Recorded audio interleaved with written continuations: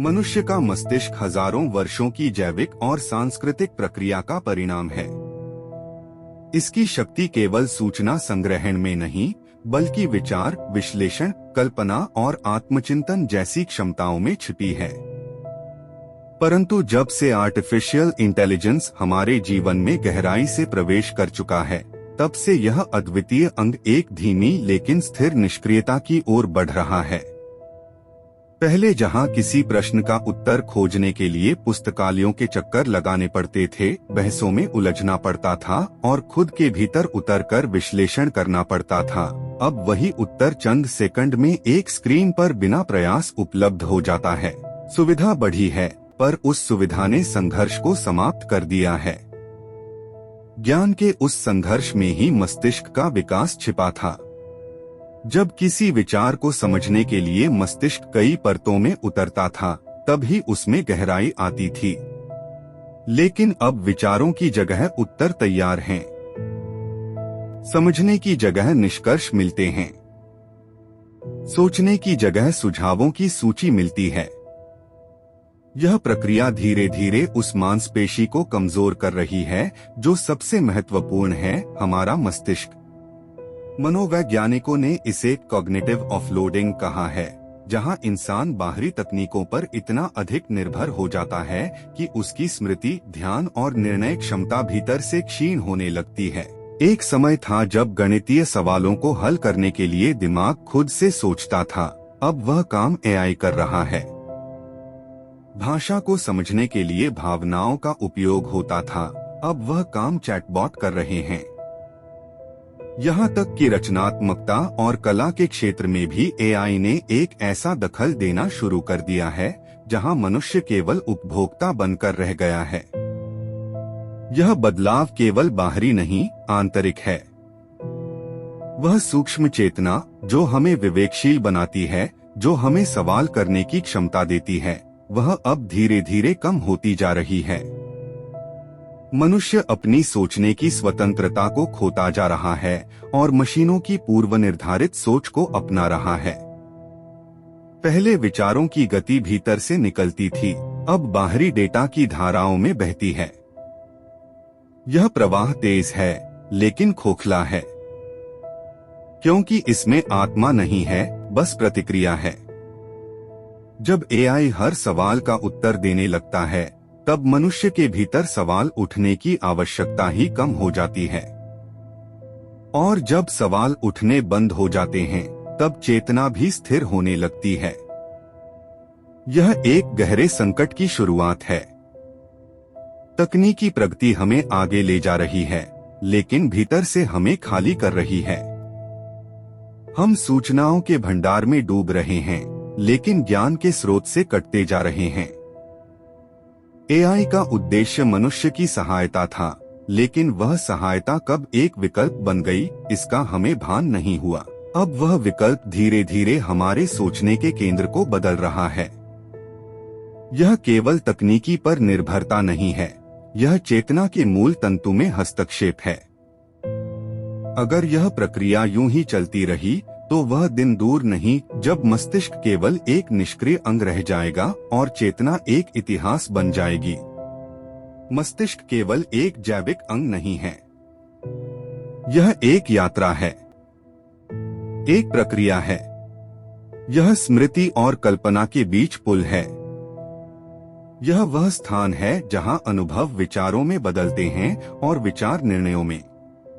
परंतु जब यह प्रक्रिया बाहरी प्रणालियों के सहारे चलने लगे, तब यह पुल कमजोर होने लगता है। आर्टिफिशियल इंटेलिजेंस ने यह सहारा इतनी सहजता से और इतनी गहराई से हमारे जीवन में घुसा दिया है कि अब हम उसे महसूस भी नहीं कर पाते। धीरे धीरे हमारा मस्तिष्क अब उन रास्तों पर चलना बंद कर रहा है जिन्हें कभी हमने खुद खोजा था। अब दिशा एआई देता है। हम केवल चलते हैं, बिना सवाल किए, बिना थमे, बिना भीतर झांके।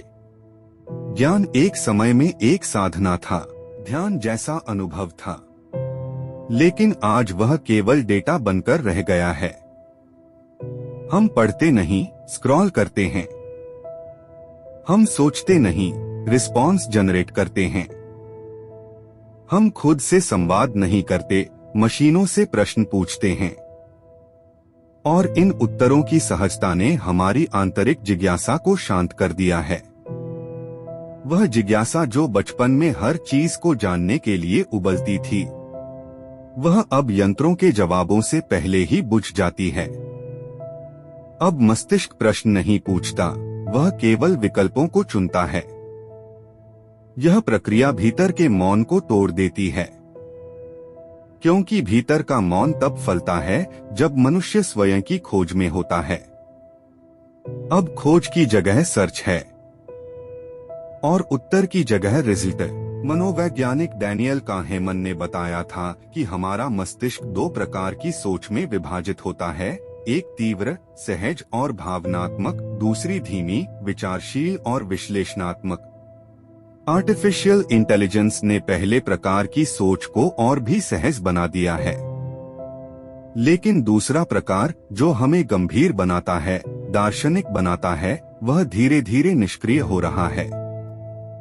क्योंकि अब हमारी दुनिया को समझने के लिए हमें गहराई में नहीं जाना पड़ता, सतह ही पर्याप्त लगती है। यह सतीपन ही चेतना की सबसे बड़ी हानि है। चेतना का क्षरण बाहरी रूप से नहीं दिखता, वह भीतर से होता है। धीरे धीरे, चुपचाप, एक दिन जब हम देखेंगे कि हमारी सोच केवल रेफरेंस और रिस्पॉन्स का संयोजन है, तब हम जानेंगे कि हमने क्या खो दिया है। हमने वह खोया है जो हमें मनुष्य बनाता है। हमने वह खोया है जो कल्पना करता था, सवाल करता था, रोता था, डरता था, लेकिन फिर भी खुद से लड़ता था। अब हम उससे बचते हैं, क्योंकि मशीनें हमें वह उत्तर दे देती हैं जिससे हम सोचने की पीड़ा से बच सकें। यह सब सुविधा के नाम पर हो रहा है, परंतु इस सुविधा की कीमत चेतना है। जब कोई और सोचने लगे और हम केवल दोहराने लगे, तब वह चेतन रूप समाप्त हो जाता है।